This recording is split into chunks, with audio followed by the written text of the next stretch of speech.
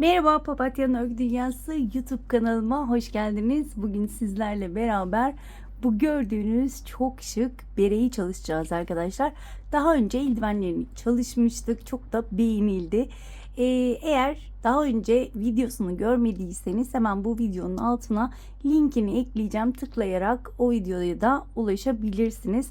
Hemen beremden bahsetmek istiyorum. Berem 5 tane motiften oluşuyor. Ve hemen İplerimden bahsetmek istiyorum. Alize'nin şal iplerini kullandım. Alize Angora Gold şal ipleri. Daha önce eldiven videosunda renk kodlarını vermiştim ama eğer seyretmediyseniz burada da vermek istiyorum. Alize Angora Gold ve hemen renk numarası 87 arkadaşlar, gri olanın. Diğerinin şöyle yine Alize Angora Gold. Bu renginde renk kodu hemen arıyorum. 169 arkadaşlar. Yanlış veriyoruz az daha. Evet.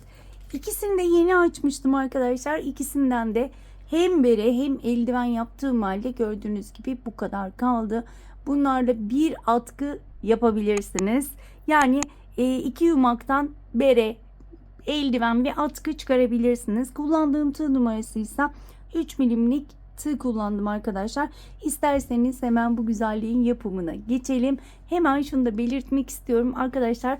Bu motiflerin bere ve eldiven aşamasına getirilmesi tamamen bana ait. Bunu da söylemek istedim. Sayılar tamamen bana ait motifler değil ama bu motiflerin bere ve eldivene çevrilmesi bana ait demek istiyorum. Evet, bunu da belirtmek istiyorum. Evet, eğer tığlarımız, iplerimiz hazırsa hemen başlayalım. Evet arkadaşlar, sihirli halkayla başlıyorum. İpimi halka haline getirdim. Birleştiği noktadan tutuyorum. Tığımı halkanın içinden geçirdim. 1, 2, 3 tane zincir çektim. Çektiğim zincirle birlikte 16 tane ikili trabzan yapacağım. 3 oldu. 4, 5. Toplamda 16 tane çektiğim zincirle beraber 16 tane ikili trabzan yapıp hemen dönüyorum. Evet arkadaşlar, toplamda 16 tane ikili trabzanımı yaptım. Sihirli halkamın ipinden tutup ortayı iyice küçültüyorum. Burada ilk çektiğim zincirin tepe noktasına battım. Kaydırma yöntemiyle kapattım. Bir zincir çekiyorum. İpimi kesiyorum. Ve açık renkli ipime geçiyorum. İpime bir düğüm atıyorum. Herhangi bir trabzan tepesinden başlıyorum. Trabzan tepesine battım. Sık iğne ile ipimi sabitledim. 1, 2 zincir çektim. Tığın başını doladım. Aynı trabzan tepesinden ilmek toplayacağım. Yani fıstık yapacağız. Şöyle uzatarak tığımda ilmek biriktiriyorum. 2, 3 ve 4 kez ipime ilmek topladım ve hepsini aynı anda kapattım. Bir zincir çekiyorum. Tığın başında oluyorum ve ikinci trabzan tepesine de yine dörtlü bir fıstık yapıyorum. 2, 3 ve 4. Hepsini birlikte kapattım. Bir zincir. Tığın başında oladığım hemen yanındaki trabzan tepesine yine dörtlü bir fıstık yapıyorum. 2, 3 ve 4. 16 tane trabzanımız vardı. 16 tane fıstığımız olacak. Evet arkadaşlar, toplamda 16 tane fıstık yaptım. Bir zincirimi çektim ve ilk yaptığım fıstığın tepesine battım. Kaydırmayla kapattım. Bir zincir çekiyorum. İpimi kesiyorum ve 3. sırama devam edeceğim. Yine gri ipimi alıyorum. İpime bir düğüm atıyorum ve herhangi bir iki fıstık arasına batıp ipimi sabitledim. 1, 2 zincir çektim. Arada bakın ipimi de yürüteceğim. Tığın başını doluyorum. Aynı yere batıyorum. 2 ilmek aldım. Gerisi tığımda. Tığın başını doladım. Aynı yere battım. 2 ilmek çektim. Gerisi tığımda. Aynısını yapıyorum. 1, 2, 3, 4 kez aynı işlemi yaptıktan sonra hepsini kapattım. 1, 2 zincir çektim. Tığın başını doluyorum. Hemen yanındaki boşluğa battım. 2 fıstık arasına 2 ilmek çektim. Gerisi tığımda. Bunu 4 kez yapıyorum. İlmek aldım. İkisini kapattım. Gerisi tığımda. Yine aynı şekilde 2 kapatıyorum. Geri kalanını tığımda bekletiyorum. Diğer eldivende bunu üçlü yapmıştık. Bu sefer ikili trabzan olarak yapıyorum. Hepsini kapattım. 1, 2 zincir çektim. Bir kez daha gösteriyorum. Tığın başını doladım. Hemen 2 fıstık arasındaki boşluğa battım. 2 ilmek kapattım. Gerisi tığımda. Tığın başını doladım. 2 ilmek kapattım. Gerisi tığımda. Ve bunu 4 kez yapıyorum. Hepsini birlikte kapattım. Bir zincir ve yine bu şekilde 16 tane yaprak yapacağız. Evet arkadaşlar, sıramın sonuna geldim. 16. yaprağımı yaptım. 2 zincirimi çektim ve ilk yaprağın tepesine batıyorum ve kaydırmayla kapatıyorum. Bir zincir çektim. İpimi kesiyorum. Ve tekrar açık renkli ipime geçeceğim. Yani 4. sıraya. Herhangi bir boşluktan zincir boşluğuna sabitledim.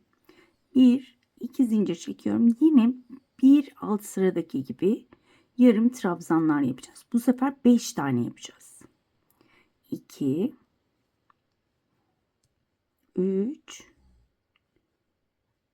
4 zincirle beraber 5 tane. Hepsini birlikte kapattım. 1, 2, 3 zincir çekiyorum. Tığın başını doluyorum. Hemen yandaki boşluğa. Yine yarım trabzanlar yapıyorum. 1, 2, 3, 4 ve 5. Tüm ilmeklerin hepsini kapattım. 1, 2, 3 zincir çektim ve diğer boşluğa geçiyorum. Bu şekilde yine 6 tane 16 tane yaprağımız olacak arkadaşlar. Şöyle 4 oldu ve 5. Hepsini birlikte kapatıyorum. 1, 2, 3 zincir ve tüm boşlukları, yapraklarımı yapıyorum. Bu sefer 5 tane. Öncekinde 4 taneydi. Şimdi 5 tane yarım trabzan yapıyorum ve sıra sonuna kadar devam ediyorum. Evet arkadaşlar, sonra yaprağımı yaptım. 3 zincirimi çektim ve ilk yaptığım yaprağın tepesine battım.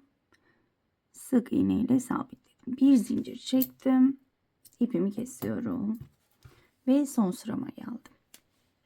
Son sıramı yine gri rengimle yapacağım. İpimi sabitledim. Herhangi bir 3 zincirlik bölüme sık iğne ile sabitliyorum. 1, 2, 3, 4 zincir çektim. Tığın başını 2 kez doladım. Hemen aynı yere batıp 2 ilmek kapatarak üçlü trabzan yapıyorum. 2 kez doladım. 2, 2, 2 ilmek çekerek yarım bir köşe yaptım. Hiç arada zincirim yok. Hemen önümdeki boşluğa batıp ikili trabzan yapıyorum 3 tane. 2, 3. Diğer boşluğa aynı şekilde 1, 2 ve 3. Diğer boşluğa aynı şekilde 1, 2 ve 3. 2 kez doluyorum. Önümdeki boşluğa battım. Üçlü trabzan. 3 tane üçlü trabzan yapıyorum.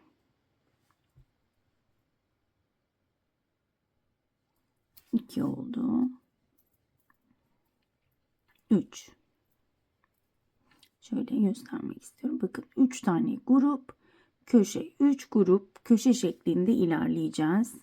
Burada 2 tane zincirim var. 2 kez doladım. 3 tane ikili trabzan yapıyorum. Ve yine grup halinde 3 tane ikili trabzan yapıyorum. Aynı boşluğa 1. Aralarda hiç zincir yok. 2. 3. 1. 2. 3. Diğer boşluğa geçtim.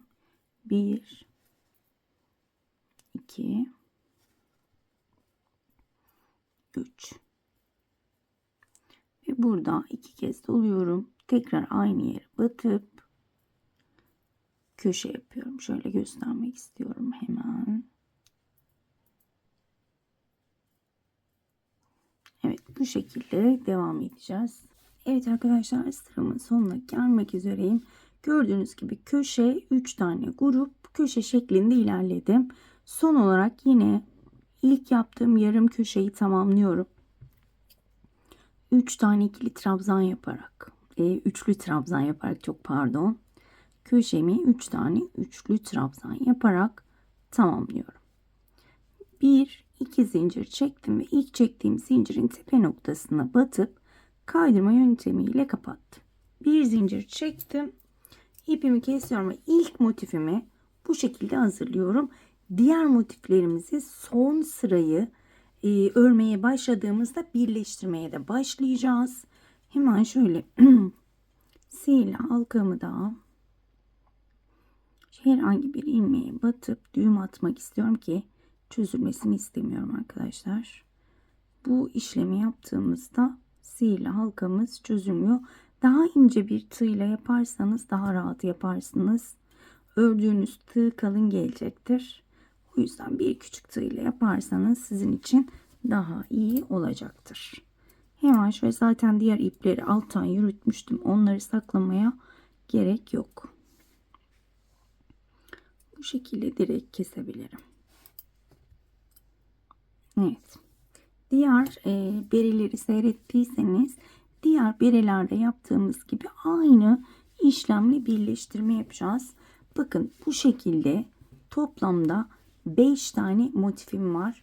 Ben 4 tane motif önceden örmüştüm. Son sıralarını örmedim. Sizler de aynısını yapacaksınız. Bir motifin son sıraya kadar örüyoruz. Diğer motifleri de son sıralarını bırakıyorum. Ve son sıranın ilk köşesini yapacağım. Sabitliyorum. Hemen ilk köşeyi yapıp hemen dönüyorum ben. Motifimin bir köşesini ördüm. Bakın burada yarım köşe, 3 tane grubumu yaptım ve köşemin ilk yarısını, yani 3 tane üçlü trabzanımı yaptım. Şimdi burada hemen birleştirmeye başlayacağım. Bir zincir çekiyorum. İlmeğimi uzattım ve diğer motifimin 2 zincirlik bölümünden, yani köşeden ilmeğimi geçirdim. Bir zincir çektim. Tığın başını 2 kez doluyorum. Aynı yere battım. Bir tane üçlü trabzan yapıyorum. Hemen diğer motifin ilk üçlü trabzan tepesinden battım. İlmeği geçirdim. Buraya ikinci üçlü trabzanımı yapıyorum. Ve hemen karşısındaki üçlü trabzanın tepesinden geçirdim. Üçüncü üçlü trabzanımı yapıyorum. Ve hemen karşıdaki 3 tane üçlü trabzanın üçüncüsünün tepesinden geçirdim. Ve burayı bakın sabitlemiş olduk. Ben çoğu motiflerimi bu şekilde birleştiriyorum. Çok güzel oluyor. Sizler başka birleştirme yöntemleriyle de yapabilirsiniz. Hemen karşıya battım. İkili trabzan buralar. Hemen bakın diğer gruba geçtim. İkili trabzanın tam karşısındaki trabzanın tepesinden geçirmiş oluyorum. İkinci, Karşıdakinin ikinci trabzanından geçirdim. Üçüncü. Ve bakın hemen karşısına denk geliyor. Burada da üçüncü trabzanın tepesinden geçiriyorum. Şöyle göstermek istiyorum. Bir tane daha yapalım. Tığın başını doladım. Hemen karşıya geçtim. İkili trabzanımı yaptıktan sonra hemen karşıdakinin tepesinden geçiriyorum. İkinciyi yaptım. Hemen ikinciden geçiriyorum. Üçüncüyü yapıyorum. Üçüncüden geçiriyorum. Kesmeyeceğim burada. Kesmeyi düşünüyordum. Ama kesmeyeceğim. Sonuna kadar beraber yapalım. Aklınızda soru işareti kalmasın. Tamamını göstermek istiyorum. Her videoda bunu gösteriyorum ama muhakkak ya arkadaşlar öğrendi takipçilerim. Ama olsun, ilk kez izleyenler için tekrar göstermek istiyorum. Bakar mısın ne kadar muntazam birleşti. Şimdi 2 kez doluyorum. Köşeyi yapacağım çünkü. Üçlü trabzanımı yaptım. Bakın hemen köşeye geldim. İlkine battım. İkinci üçlü trabzanım. Evet. İkinciden geçirelim. Üçüncü üçlü trabzanımı yapıyorum. Üçüncünün içinden geçiriyorum. Şimdi burada düzgün bir geçiş sağlayabilmek için bir zincir çektim. Hemen buradaki 2 zincirlik bölümden şöyle ilmeği geçireceğim. Geçirdim. Bir zincir çektim. 2 kez doluyorum ve köşemin yarısını tamamlıyorum. Şöyle 3 tane üçlü trabzanımı yapayım. Hemen size göstereceğim.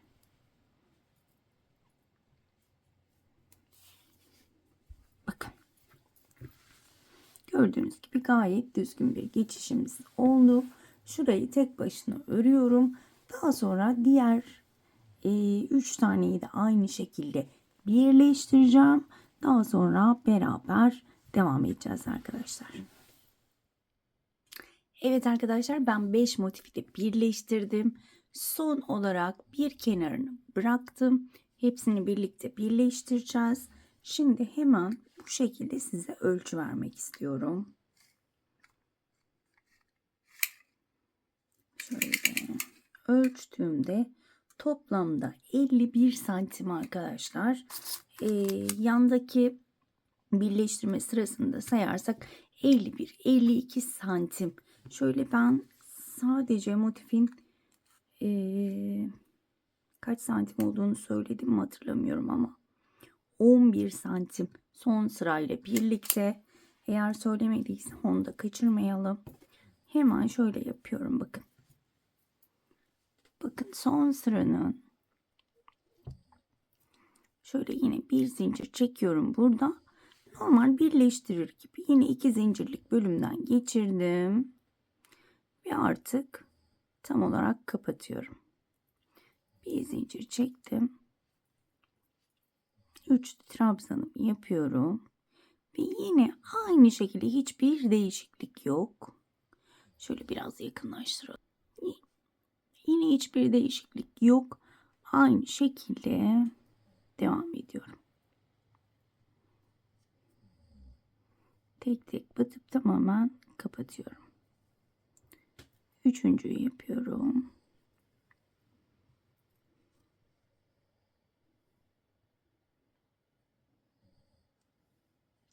Ve ikili trabzanlarımız sıra sonuna kadar bu şekilde devam edelim. Diğerlerini nasıl birleştirdiysek bunu da birleştirip hemen dönüyorum.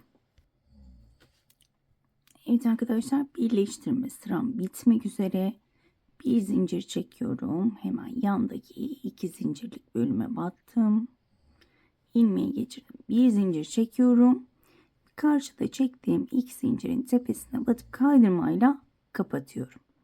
Şöyle hemen göstermek istiyorum. Bakın bu şekilde kapatmış olduk motiflerimizi. Şimdi bir sıra yine bu renkle trabzanlar yapacağız. Bakın kaydırmayla şu araya geçmek istiyorum. boşluğa, evet boşluğa geçtim. 1, 2, 3 zincir çekiyorum. Tığın başını doladım. Aynı boşluğun içine çektiğim zincirle beraber 3 tane ikili trabzan yaptım. Hemen buraya geliyorum. Tığın başını doladım. 3 tane ikili trabzan tüm boşlukların içine. Burada üçlü trabzan da yapabilirsiniz. İkili trabzan da yapabilirsiniz. Tamamen size kalmış. Hemen şu ara tarafı, ara boşluğu göstermek istiyorum. O yüzden buraların da hepsini gösteriyorum. Bakın bu şekilde. Son boşluğa geçtim. Yine 3 tane ikili trabzanımı yapıyorum. Aralarda zincirim yok. Şimdi burada bir çöküklük olduğu için sadece bu bölümde üçlü trabzan yapacağım. Yani tığın başını doladım. Önce 1, sonra 2, 2. Bu çöküklüğü gidermek için. Boşluğa bir tane yaptım. Tığın başını doladım. Bakın bu ortadaki bölüme şu şekilde batıyorum. Ve burada da önce 1, sonra 2, 2 ilmek çekerek üçlü trabzan. Hemen yandaki boşluğa battım. Bir üçlü trabzan da buraya yapıyorum. Bakın burası daha düzgün oluyor. Ve diğer boşluklara geçiyorum. Buralar ikili trabzan. Yine her bir boşluğa ikili trabzan yaparak sıra sonuna kadar devam ediyorum. Evet arkadaşlar, sıramın sonuna geldim. İlk çektiğim zincirin tepe noktasına battım. Kaydırma yöntemiyle kapattım.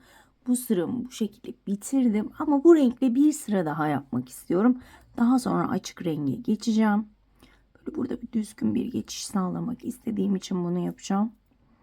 3 zincir çekiyorum. Ve yine tüm boşluklara 3'er tane ikili trabzan yapacağım. Hemen diğer bölüme 2, 3. Bu sırada da aynı şekilde her bir boşluğa 3'er tane ikili trabzan yapıp dönüyorum.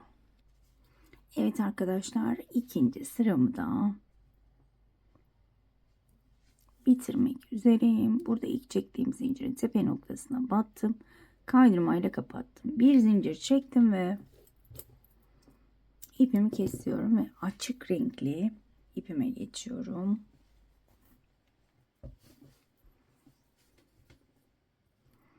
Bir düğüm attım ve herhangi bir boşluktan batıyorum. 3 tane zincir çekeceğim. 1, 2, 3. Tığın başını doladım. Bakın bir alttaki ikinci trabzanın beline doluyorum. İkili trabzan yapıyorum. Tığın başını doladım. Arkadaki boşluğa battım. İkili trabzan yaptım. Hemen yanındakine batıyorum. Bir ikili trabzan yapıyorum. Tığın başını doluyorum. Birinci değil, ikinci trabzanın beline doladım. Şöyle ipi uzatarak yapıyorum yalnız. Çok sıkı yapmayın. Arkadaki boşluğa tekrar bir tane ikili trabzan. Şöyle çok güzel bir model çıkıyor ortaya. Tekrar şöyle göstermek istiyorum. Bakın boşluğa battım. Elimi gayet serbest tutuyorum. İkinci trabzanda daha da bollaştırıyorum elimi. İkinci, bakın birinci değil, ikinci trabzanı beline doladım. Şöyle uzatarak ikili trabzan yapıyorum. Daha sonra arkaya battım. Üçüncü ikili trabzanı yaptım. Şöyle gördüğünüz gibi çok hoş bir model çıkıyor ortaya. Bu şekilde yine sıra sonuna kadar devam edeceğim. Şöyle bir kez daha göstermek istiyorum. Evet. Hemen şöyle bakalım. Sıra sonuna kadar bu şekilde devam edelim. Evet arkadaşlar, sıramın sonuna geldim. Yine ilk çektiğim zincirin tepesine battım. Kaydırmayla kapattım. Ve yine ara boşluğa gelebilmek için kaydırma yapıyorum. Yine 1, 2, 3 zincir çekiyorum. Tığın başını doladım. Birinci değil, ikinci trabzanın beline doladım. ikili trabzan. Hemen arkadaki boşluğa ikili trabzan. Yine bu şekilde devam ediyorum. Tığın başını doladım. Hemen önümdeki boşluğa bir ikili trabzan. Hemen bir alttaki trabzanların ikincisinin beline doluyorum ve ikili trabzan yapıyorum. Elimi bol tutarak. Bu şekilde istediğiniz sırada yapabilirsiniz. Ben birkaç sıra örmeyi düşünüyorum. Daha sonra gri renge geçeceğim. Bu şekilde 3 sıra 4 sıra yapabilirsiniz. Ben ya 3 ya da 4 sıra yapmayı düşünüyorum. Bu şekilde devam edeceğim. Evet. Şöyle göstermek istiyorum. Gayet şık oldu diye düşünüyorum. Diğer tarafta yine göstermek istiyorum. Şöyle bir tane daha. Bakın. Evet. 3, 4, 5 kaç sıra isterseniz bu şekilde devam edebilirsiniz. Ben de birkaç sıra aynı şekilde örüp geliyorum. Evet arkadaşlar, sıramın sonuna geldim. İlk çektiğim zincirin tepesine batarak kaydırmamı yaptım. Bir zincir çektim. İpimi kesiyorum. Evet. Şu şekilde bu sıramı bitirdim ve gri rengi geçiyorum. Yine herhangi bir boşluktan başlıyorum ve yine aynı işlemi yapacağım. Toplamda 4 sıra ördüm arkadaşlar. 2 sıra başlangıç sıram var. 4 sırada açık renkle yaptık. Toplamda 6 oldu. Şöyle 2 zincir çektim. Alttaki ikinci trabzanın beline doladım. İkili trabzan. Arkadaki boşluğa bakın. Arkada da ipimi yürütüyorum. Tığın başını doladım. Boşluğa battım. Daha sonra bir alttaki ikinci trabzanın beline doluyorum. İkili trabzan yapıyorum. Burada kaç sıra yapacağız? Şöyle, yani toplamda ölçtüğümde 21 santim gelmesi gerekiyor. Ben burada 4 burada yaptık. 4 5 sıra daha muhtemelen öreceğim. Yine bu şekilde motiflerle birlikte ölçtüğümde 21-22 santim gelmesi gerekiyor. 5 sıra diyorum ama 21-22 santim olana kadar bu şekilde devam ederek öreceğim arkadaşlar. Bu şekilde ben 21-22 santim olana kadar aynı şekilde örmeye devam edeceğim. Evet arkadaşlar, ben yine şöyle ilk çektiğim zincirin tepe noktasına battım, kapattım. Hemen şöyle göstermek istiyorum. 4 sıra açık renkli ördük. 4 sıra gri renkli ördüm ve hemen şöyle ölçtüm. 17 santim geliyor ve ben buradan sonrasını normal model yapmadan her bir boşluğa 3'er tane trabzan yaparak devam edeceğim. 21-22 santim olana kadar. 3 zincir çekiyorum ve tüm boşlukların içine 3'er tane ikili trabzan yaparak bu sıradan sonrasını devam edeceğim. Evet, farklı ve güzel bir görüntü olmasını istedim bu şekilde. Gördüğünüz gibi. Evet, 21-22 santim olana kadar bu şekilde bütün sıraları her bir boşluğa 3'er tane ikili trabzan yaparak devam edeceğim. Evet arkadaşlar, ben birkaç sıra daha ördüm. Şöyle hemen saymak istiyorum. 1, 2, 3, 4, 5 sıra daha ördüm. Ve hemen şöyle ölçmek istiyorum. 20 santim örmüşüm. Şimdi artık tepe kısmını kapatma vakti geldi. Şimdi bakın, burada ben sıramı kapattım. Hemen 2 zincir çekiyorum ve tığın başını dolamadan şöyle 1 2 ilmek aldım ve 2 seferde kapattım.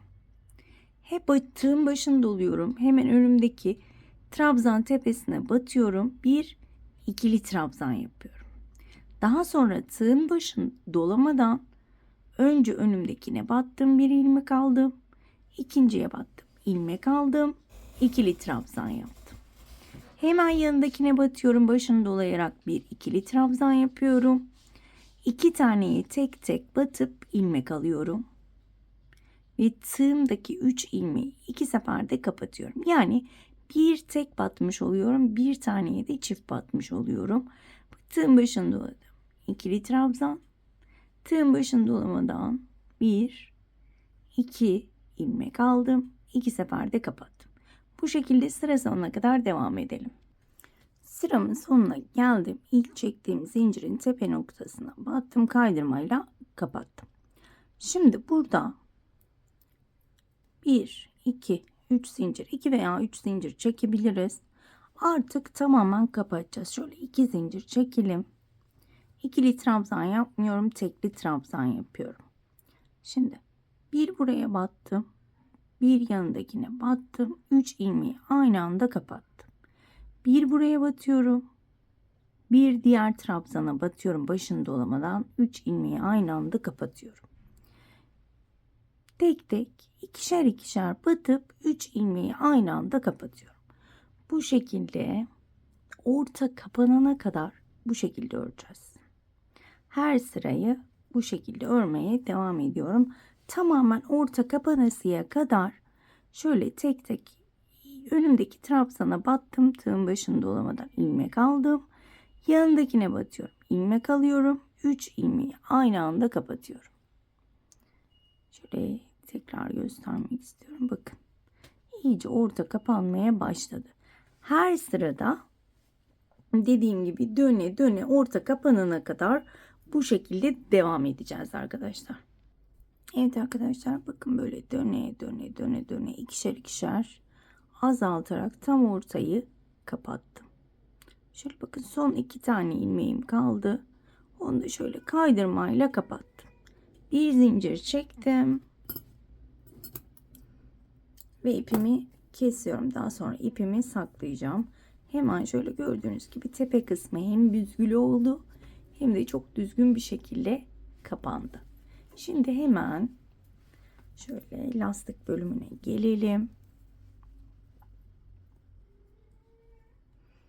Hemen burada herhangi bir trabzan tepesinden başlıyorum. Burada normal bir şekilde tüm trabzan tepelerine batarak ikili trabzan yapacağım. Eğer 6 tane motifli yaparsanız baş çevresi geniş olacağı için şu baş çevresinde bir tek bir çift yaptık ya, burada da onu uyguluyoruz. Yani ilk sırayı bir çift, bir tek, bir çift olarak örüyoruz. Şimdi ben 5 motifli yaptığım için her bir sıraya bir tane ikili trabzan yapıyorum. Ama 6 motif yaparsanız bir tek, bir çift sırasını muhakkak burada uyguluyoruz. Bakın yine boşluğa battım. Ara boşluğa batıyorum. Tekrar ara boşluğa battım. Ve yine tek tek bütün trabzan tepelerine batarak ikili trabzanımı yapıyorum. Bu şekilde. Evet arkadaşlar, sıramın sonuna geldim. İlk çektiğim zincirin tepe kısmına batıyorum. Kaydırmayla kapatıyorum. Artık bu sıradan sonra lastik kısmına geçebilirim. Burada 1, 2, 3 zincir çekiyorum. Hemen önümdeki ikili trabzanın beline doladım. İkili trabzan yaptım. Hemen yanındaki trabzanın arkadan beline dolayarak ikili trabzan, bir önden beline doluyorum. İkili trabzan yapıyorum. Diğer trabzanın arkadan beline dolayarak ikili trabzan yapıyorum. Bu şekilde tüm sırayı tamamlayacağım. Bir önden beline dolayarak, bir arkadan beline dolayarak tüm sırayı tamamlayıp hemen dönüyorum. Evet arkadaşlar, sıramın sonuna geldim. Artık bundan sonraki sıralarda şimdiki sıra gibi devam edecek. 3 zincir çekiyorum. Bakın, önden beline doladıklarımı önden beline dolayarak ikili trabzan, Arkadan beline doladıklarımı ise arkadan beline dolayarak ikili trabzan yapıyorum. Bir önden beline doladığıma önden, arkadan beline doladığıma ise arkadan beline dolayarak devam ediyorum. Ne kadar öreceğiz lastik bölümünü derseniz 5 santim kadar örmeyi düşünüyorum. Sizler kendi zevkinize göre daha az, daha kısa ve daha uzun yapabilirsiniz. Ben şöyle 5 santim kadar ördükten sonra geleceğim. Evet arkadaşlar, ben lastik bölümümü bitirdim. Berem hazır. Çok güzel oldu gördüğünüz gibi. Hemen şöyle lastiğimin ölçüsünü vermek istiyorum. Ne kadar örmüşüm. 5 santim dedim ama 4 santim örmüşüm arkadaşlar. Siz 5 santim daha az daha çok yapabilirsiniz. Hemen şöyle eldivenlerimi de yanına koymak istiyorum. Gerçekten takım olarak çok güzel oldu. Bunun yanında atkı veya şal da yapabilirsiniz.